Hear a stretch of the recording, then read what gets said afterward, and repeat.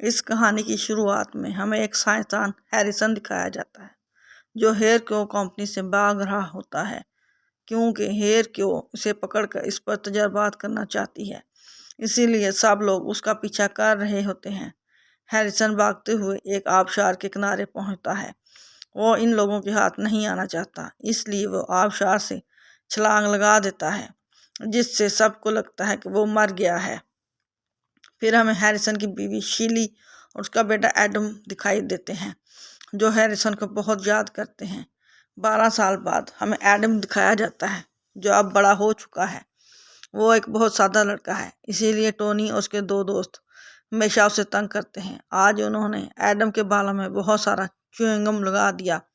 Adam بہت پریشان ہو جاتا ہے۔ وہ باتھ روم جا کر چیونگم نکالنے کی کوشش کرتا ہے لیکن چیونگم نہیں نکلتی، جس سے وہ غصے میں آ جاتا ہے۔ اچانک اس کے پاؤں بہت بڑے ہو جاتے ہیں۔ ایڈم سمجھ نہیں پاتا کہ کیا ہو رہا ہے، تو وہ اپنے پاؤں ٹوائلٹ پیپر سے چھپا لیتا ہے۔ جیسے ہی ایڈم باہر آتا ہے، سب اسٹوڈنٹس اور اس کا مذاق اڑانا شروع کر دیتے ہیں۔ اسی وقت ایڈم کو کچھ عجیب چیزیں محسوس ہونے لگتی ہیں۔ اسے دور کی آوازیں صاف سنائی دیتی ہیں۔ ان سب چیزوں سے پریشان ہو کر ایڈم باسکٹ بال کورٹ میں چلا جاتا ہے جہاں اسے پتہ چلتا ہے کہ اس کے پاؤں دوبارہ نارمل ہو گئے ہیں۔ پھر ٹونی اور اس کے دوست دوبارہ ایڈم کو تنگ کرنے آتے ہیں۔ وہ اسے مارتے ہیں اور اس کا بیگ باسکٹ بال کے ہوپ میں پھینک دیتے ہیں۔ جب ایڈم گھر پہنچتا ہے تو اس کی ماں شیلی اس کی حالت دیکھ کر بہت پریشان ہوتی ہے۔ وہ پوچھتی ہے کہ اسے چوٹ کیسے لگی۔ ایڈم جھوٹ بولتا ہے کہ وہ باسکٹ بال کھیلتے ہوئے زخمی ہو گیا۔ ایڈم کے بالوں سے چیونگم نکالنے کے لیے شیلی اس کے بال کاٹ دیتی ہے۔ صبح جب ایڈم جاگتا ہے تو دیکھتا ہے کہ اس کے بال دوبارہ گھنے اور لمبے ہو گئے ہیں۔ وہ بہت گھبرا جاتا ہے، اپنے کمرے میں واپس جاتا ہے اور خود ہی دوبارہ اپنے بال کاٹ لیتا ہے۔ وہ ٹوپی پہن لیتا ہے تاکہ اس کی ماں کو پتہ نہ چلے کہ اس نے بال خود کاٹے ہیں۔ جب ایڈم نیچے آتا ہے تو شیلی ٹوپی دیکھ کر اداس ہو جاتی ہے۔ وہ کہتی ہے کہ یہ ٹوپی اس کے والد کی تھی۔ دونوں بہت جذباتی ہو جاتے ہیں کیونکہ ہیریسن کئی سال پہلے مر گیا تھا۔ ایڈم اپنی ماں کو وہ ٹوپی واپس دیتا ہے لیکن جب شیلی اس کے بالوں کی حالت دیکھتی ہے تو وہ اسے دوبارہ ٹوپی پہننے دیتی ہے تاکہ وہ اسکول جا سکے۔ پھر ہمیں ہیئرکو کے CEO ٹام مین دکھائے جاتے ہیں۔ یہی وہ شخص ہے جو ڈاکٹر ہیریسن کو پکڑنا چاہتا تھا۔ اس کی کمپنی قدرتی طریقے سے بال اگانے کے لیے تجربات کر رہی ہے لیکن ابھی تک وہ کامیاب فارمولہ نہیں بنا پائے۔ ٹام مین کچھ کلائنٹس کو اپنی کمپنی کے بارے میں بتاتا ہے اور کہتا ہے کہ وہ قدرتی بالوں کی نشو و نما کے لیے تجربات کر رہی ہیں۔ پھر وہ انہیں ایک خفیہ لیبارٹری میں لے جاتا ہے تاکہ آنے والے تجربات دکھا سکے۔ اندر داخل ہونے سے پہلے سب کے فون اور کیمرے لے لیے جاتے ہیں۔ ٹام مین کلائنٹس کو بتاتا ہے کہ وہ جینیاتی انجینئرنگ کے ذریعے انسانوں کے سروں پر بال اگا رہے ہیں اور جلد ہی کامیاب ہو جائیں گے جو لاکھوں زندگیوں کو بدل دے گا۔ پھر وہ انہیں ڈاکٹر بلینسکی سے ملواتا ہے جو تجرباتی تحقیق و ترقی کا سربراہ ہے۔ بلینسکی انہیں ایک تجربہ دکھاتا ہے جس میں جانوروں کے DNA سے بنایا گیا فارمولہ ایک انسان پر استعمال کیا جاتا ہے جس سے اس کے جسم پر مختلف قسم کے بال اگاتے ہیں، لیکن یہ بال زیادہ دیر تک مستحکم نہیں رہتے اور آگ پکڑ لیتے ہیں۔ یہ دیکھ کر کلائنٹس سوال اٹھاتے ہیں اور ٹام مین انہیں بتاتا ہے کہ فارمولہ ابھی مکمل نہیں ہوا۔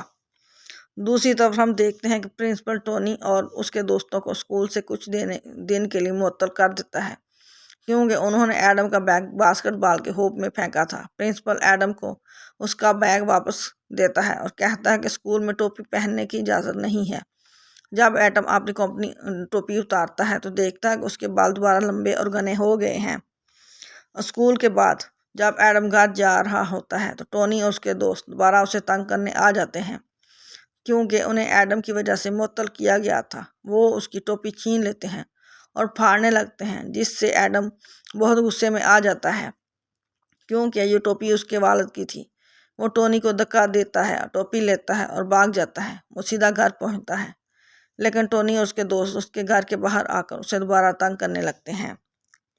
وہ ایڈم کو باہر آنے کو کہتے ہیں لیکن جب وہ نہیں آتا تو وہ اس کے گھر کی کھڑکی توڑ دیتے ہیں۔ ایڈم زمین پر ایک خفیہ باکس رکھتا ہے۔ جب وہ دھاتی باکس کھولتا ہے تو اسے بہت سارے خطوط ملتے ہیں جو اس کے والد نے بھیجے تھے اور وہ صرف چند ہفتے پرانے ہوتے ہیں۔ جب ایڈم کی ماں گھر واپس آتی ہے تو ایڈم اس پر بہت غصہ کرتا ہے۔ وہ اس سے پوچھتا ہے اس نے جھوٹ کیوں بولا کہ اس کے والد مر چکے ہیں۔ شیلی اسے بتاتی ہے کہ اس کے والد ابھی بھی زندہ ہیں لیکن بڑی مصیبت میں پھنسے ہوئے ہیں، اسی لیے اسے جھوٹ بولنا پڑا۔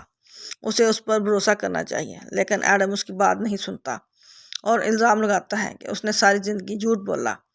ناراض ہو کر ایڈم اپنے کمرے میں چلا جاتا ہے۔ وہ وہاں بیٹھ کر اداس ہو کر اپنے والد کے بارے میں سوچتا ہے اور فیصلہ کرتا ہے کہ وہ خود جا کر ان سے ملے گا، کیونکہ اسے ان کے خط میں پتہ بھی ملا ہے۔ ایڈم کھڑکی سے باہر چڑھ کر نکل جاتا ہے تاکہ اس کی ماں کو پتہ نہ چلے۔ وہ بارش میں بھیگتے ہوئے ہائی وے پر کھڑا ہو کر لفٹ مانگتا ہے۔ ایک ٹرک رکتا ہے۔ ڈرائیور پوچھتا ہے کہ وہ یہاں کیا کر رہا ہے۔ ٹرک ڈرائیور مدد کرنے پر رضامند ہو جاتا ہے اور وہ روٹ 89 کی طرف روانہ ہو جاتے ہیں۔ صبح ہوتے ہی وہ ایک گھنے جنگل میں پہنچتے ہیں۔ ڈرائیور کہتا ہے کہ یہاں تو کوئی گھر نہیں ہے اور ایڈم جھوٹ بولتا ہے کہ اس کا گھر تھوڑا آگے ہے، تو ڈرائیور اسے چھوڑ کر چلا جاتا ہے۔ پھر ہم دیکھتے ہیں کہ ایڈم کی ماں اس کے کمرے میں آتی ہے اور سمجھ جاتی ہے کہ ایڈم گھر سے نکل گیا ہے۔ وہ سمجھ جاتی ہے کہ ایڈم اپنے والد سے ملنے کے لیے چلا گیا ہے، اس لیے وہ اسے واپس لانے نکل جاتی ہے۔ ادھر ایڈم جنگل میں اپنے والد کو تلاش کرنا شروع کرتا ہے۔ وہ ایک پہاڑی کنارے پر پہنچتا ہے اور خوبصورت جنگل کا منظر دیکھ کر خوش ہوتا ہے، لیکن اچانک پیچھے سے آواز آتی ہے اور وہ ڈر جاتا ہے۔ وہ بھاگتا ہے اور ایک پھندے میں پھنس کر بے ہوش ہو کر سڑک پر گر جاتا ہے۔ اسی وقت ایک ٹرک تیز رفتاری سے اس کی طرف آ رہا ہوتا ہے، لیکن ڈرائیور اخبار پڑھنے میں مصروف ہوتا ہے۔ جب وہ سڑک طرف دیکھتا ہے تو ایک سایہ ایڈم کو بچا کر اسے اٹھا کر لے جاتا ہے۔ ڈرائیور جب اپنا ڈیش بورڈ چیک کرتا ہے تو حیران رہ جاتا ہے کہ بے گفٹ نے اس بچے کو بچایا۔ یہ خبر وائرل ہو جاتی ہے۔ بلنسکی کو بھی پتہ چلتا ہے، وہ ٹام مین کو بتاتا ہے۔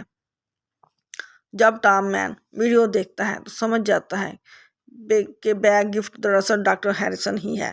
اب ٹام مین اس ٹرک ڈرائیور کے پاس جاتا ہے تاکہ تصویر کی جگہ کا پتہ چلا سکے۔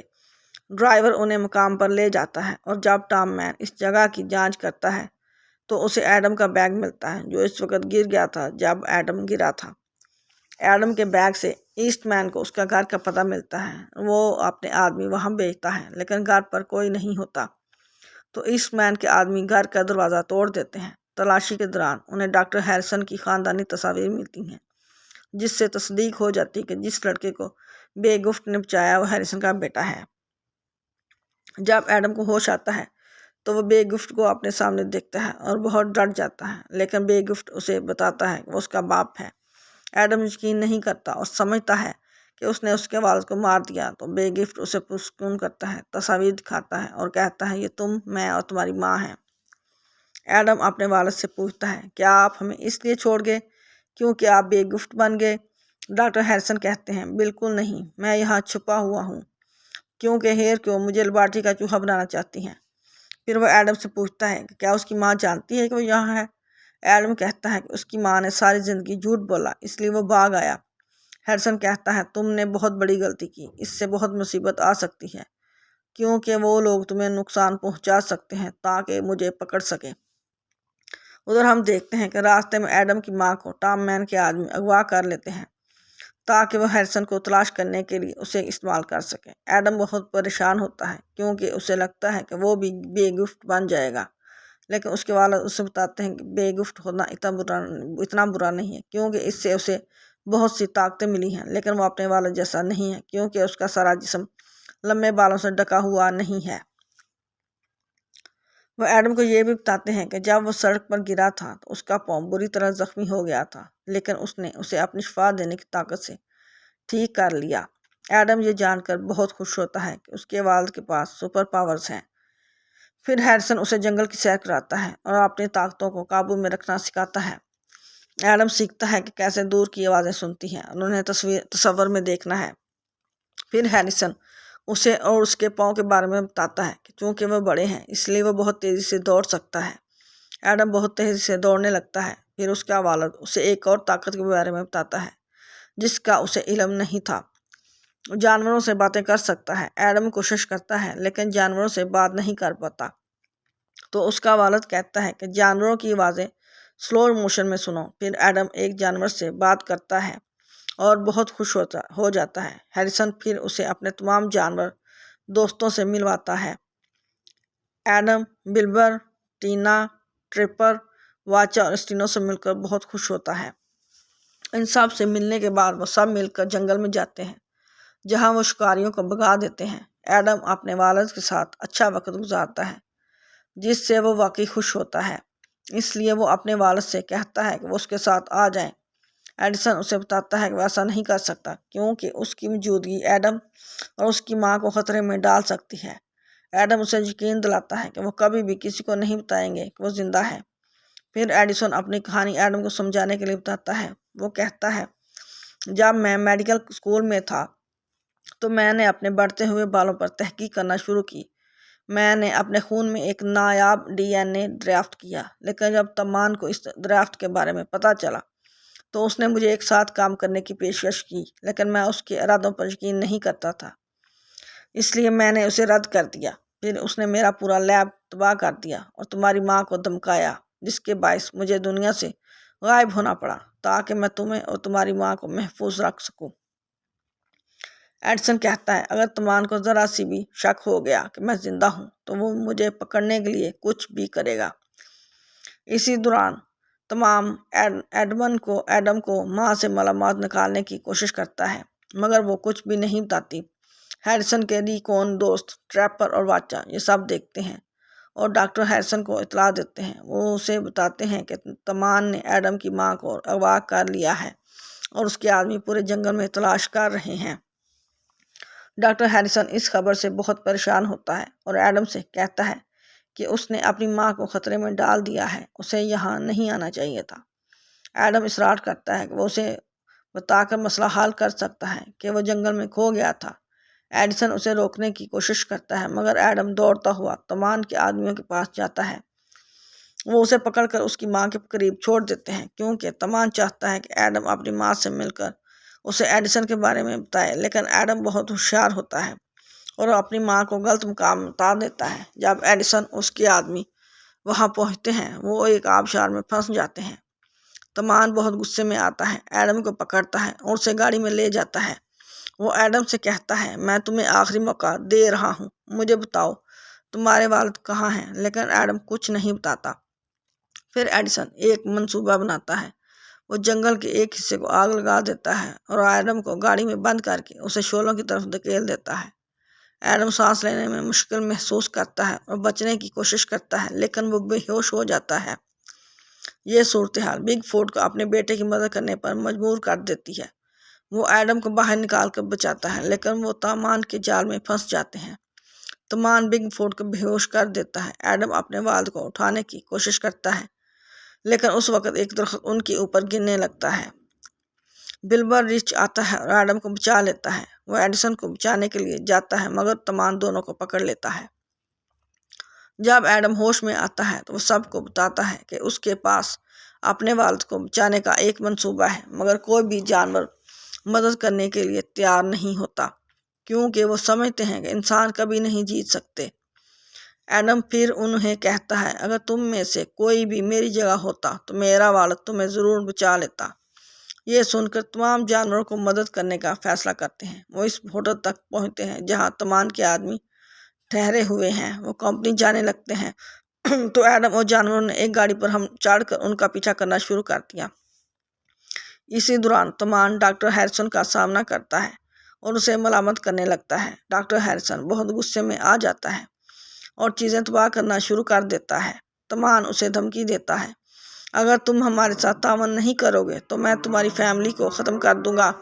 ڈاکٹر ہیریسن نے دل سے تعاون کرنے پر راضی ہو جاتا ہے۔ وہ اس کا ڈی این اے لیتے ہیں، ایک سیرم تیار کرتے ہیں اور اسے ایک شخص پر آزمانا شروع کر دیتے ہیں۔ سیرم کے استعمال سے اس شخص کے جسم پر بال اگنا شروع ہو جاتے ہیں۔ وہ نتائج سے بہت خوش ہوتے ہیں۔ اس دوران ایڈم اور باقی جانور کمپنی میں چھپکے سے گھس جاتے ہیں۔ ایڈم اپنے سننے کی صلاحیت سے اندرونی سیکورٹی کے بارے میں معلومات حاصل کرتا ہے اور اسے اسٹیو ہیڈوک کو سی سی ٹی وی کیمروں کو تباہ کرنے کے لیے کہتا ہے۔ وہ کنٹرول روم میں پہنچتے ہیں جہاں ایڈم اپنے والد کو ایک کمرے میں لیب میں دیکھتا ہے۔ وہ وہاں جانے کا فیصلہ کرتے ہیں لیکن سیکیورٹی کو ان کی موجودگی کا پتہ چل جاتا ہے۔ گارڈز کنٹرول روم کی طرف بڑھتے ہیں تاکہ جانوروں نے گارڈز پر حملہ کیا تاکہ ایڈم کی مدد کر سکے۔ ایڈم اپنی سپر اسپیڈ کا استعمال کر کے سب سے بچ نکلتا ہے اور اپنے والد کی طرف بڑھتا ہے لیکن کئی گارڈز اسے پکڑ لیتے ہیں۔ اسی وقت بل بیر آ کر سب کو بچا لیتا ہے۔ ایڈم اپنے والد کی طرف بڑھتا ہے لیکن دروازہ بند ہو جاتا ہے۔ اس کے دوست گیس کی وجہ سے بے ہوش ہو جاتے ہیں۔ ایڈم پوری سپیڈ سے دوڑتا ہے تاکہ اپنے والد تک پہنچ سکے۔ وہ اپنے والد سے کہتا ہے کہ انہیں یہاں سے نکلنا ہوگا لیکن ایڈیسن انکار کرتا ہے اور کہتا ہے میں تمہارے ساتھ نہیں جا سکتا، میں یہاں رہوں گا تاکہ تم اور تمہاری ماں محفوظ رہیں۔ اسی لمحے طوفان آ کر ایڈم سے کہتا ہے تمہارے والد نے یہاں رہنے کا انتخاب کیا تھا اور اب وہ میرے ساتھ کام کرنے کے لیے تیار ہے۔ ایڈیسن ایڈم سے کہتا ہے کہ وہ اپنی ماں کا خیال رکھے اور طوفان اسے اپنے ساتھ لے جاتا ہے۔ اس دوران ایڈم کے جانوروں دوستوں کو پکڑ لیا جاتا ہے۔ ایڈم ایسٹ مین کے ساتھ آ کر اپنے جانور دوستوں کو یہ سمجھاتا ہے کہ وہ ان سے دھوکہ دے چکا ہے لیکن ایڈم کا ایک اور منصوبہ ہوتا ہے۔ وہ جانے سے پہلے آگ بجھانے والی آواز بجاتا ہے جس سے تمام دروازے بند ہو جاتے ہیں۔ پانی ہر جگہ بہنا شروع ہو جاتا ہے۔ طوفان کنٹرول روم کو کال کرتا ہے کہ دروازے کھولے جائیں لیکن گارڈز سمجھتے ہیں کہ وہاں حقیقی آگ ہے اور ایمرجنسی ایگزٹ کھول دیتے ہیں جس سے سب بچ نکلتے ہیں۔ طوفان انہیں روکنے کی کوشش کرتا ہے لیکن دیر ہو چکی ہوتی ہے۔ ایڈم ٹینا کو آزاد کرتا ہے اور اس سے کہتا ہے کہ وہ تمام جانوروں کو آزاد کر دے۔ وہ جانوروں کو آزاد کرنا شروع کرتی ہے اور ایڈم اپنے والد کے پاس دوڑتا ہے۔ اسے کہتا ہے تمہیں میرے ساتھ آنا ہوگا۔ ایڈیسن پھر انکار کرتا ہے، کہتا ہے میں نہیں جا سکتا کیونکہ طوفان ہمیشہ میرے پیچھے پڑا رہے گا۔ ایڈم دھمکی دیتا ہے کہ اگر ایڈیسن نہیں آیا تو وہ طوفان کو بتا دے گا کہ وہ بھی بگ فورڈ ہے۔ ایڈیسن ناراضی ہو جاتا ہے لیکن کہتا ہے کہ پہلے انہیں کمپنی کو تباہ کرنا ہوگا۔ وہ کمپنی کے تمام کنٹینرز توڑنا شروع کر دیتے ہیں۔ اس دوران ایڈم کی ماں گھر میں قید ہوتی ہے۔ جب ایسٹ مین کے آدمی ایڈم کے کمرے میں چیک کرتے ہیں تو انہیں وہاں بہت سارے بال ملتے ہیں اور وہ سمجھ جاتے ہیں کہ ایڈم بھی بگ فورڈ ہے۔ وہ ایسٹ مین کو اطلاع دیتے ہیں۔ تمام گارڈز اور جانور کمپنی سے باہر نکلتے ہیں۔ ایڈم اور اس کا والد تمام کنٹینرز توڑتے ہیں اور دروازے کی طرف بڑھتے ہیں مگر وہ بند ہوتا ہے۔ وہ ایک خیال کرتے ہیں اور عمارت کی چھت تک پہنچنے کے لیے ہوا کے راستے سے چڑھتے ہیں۔ وہ زپ لائن کا استعمال کرتے ہیں تاکہ نیچے اتر سکیں مگر طوفان اور اس کے آدمی ان کے سامنے آ جاتے ہیں۔ ایسٹ مین کے آدمی ایڈم کی ماں کو وہاں لے آتے ہیں۔ ایسٹ مین ایڈیسن کہتا ہے مجھے اب تمہاری ضرورت نہیں، میں جان چکا ہوں کہ ایڈم بھی بگ فورڈ ہے۔ ایڈیسن ایسٹ مین پر حملہ کرتا ہے مگر طوفان اس پر ٹیکنولائزر کی گولیاں داغتا ہے جس سے وہ بے ہوش ہو جاتا ہے۔ ایڈیسن کو پل سے پھینک دیتا ہے۔ ایڈم غصے میں آ جاتا ہے اور ایک فلیئر گن چلاتا ہے جس سے کمپنی میں دھماکہ ہو جاتا ہے۔ دھماکے سے عمارت تباہ ہو جاتی ہے۔ طوفان پل سے نیچے گر جاتا ہے۔ ایڈم اپنے شفا دینے کی طاقت یاد کرتا ہے جو کسی کو بھی ٹھیک کر سکتی ہے۔ وہ ایڈیسن پر یہ طاقت استعمال کرتا ہے اور تمام جانور حیران ہو جاتے ہیں جب ایڈیسن ہوش میں آ جاتا ہے۔ طوفان بندوق کے ساتھ آ کر انہیں گولی مارنے کی کوشش کرتا ہے مگر شیری آ کر طوفان کو گولی مار دیتی ہے اور اسے بے ہوش کر دیتی ہے۔ یہ معلوم ہوتا ہے کہ طوفان بالوں سے محروم تھا، یہی وجہ تھی کہ اس نے یہ سب کیا۔ آخرکار ایڈم اور اس کے جانور دوست خوشی خوشی اپنے گھر میں رہتے ہیں۔ اخبار میں یہ خبر آتی ہے کہ ایسٹ مین کو غیر قانونی تجربات کرنے کی وجہ سے گرفتار کیا گیا۔ ایڈم اسکول واپس جاتا ہے جہاں ٹونی اور اس کے دوست اسے پھر سے تنگ کرتے ہیں۔ ایڈم اپنے جانور دوستوں کو اسکول بلواتا ہے اور ٹونی اور اس کے دوستوں کو ڈرا کر بھگا دیتا ہے۔ ایما ایڈم کی ایک اچھی دوست آتی ہے اور جب ایڈم کے پاؤں بڑھتے ہیں تو وہ افسوس محسوس کرتا ہے مگر ایما اسے تسلی دیتی ہے اور کہتی ہے میں تمہیں ویسے ہی پسند کرتی ہوں جیسے تم ہو۔ ایڈم خوش ہوتا ہے کہ کوئی اسے پسند کرتا ہے اور ایما کے ساتھ اسکول کی طرف روانہ ہو جاتا ہے۔ دوستو اگر آپ لوگوں کو یہ فلم پسند آئی ہو تو میرے چینل کو لائک، شیئر اور سبسکرائب کریں۔ شکریہ۔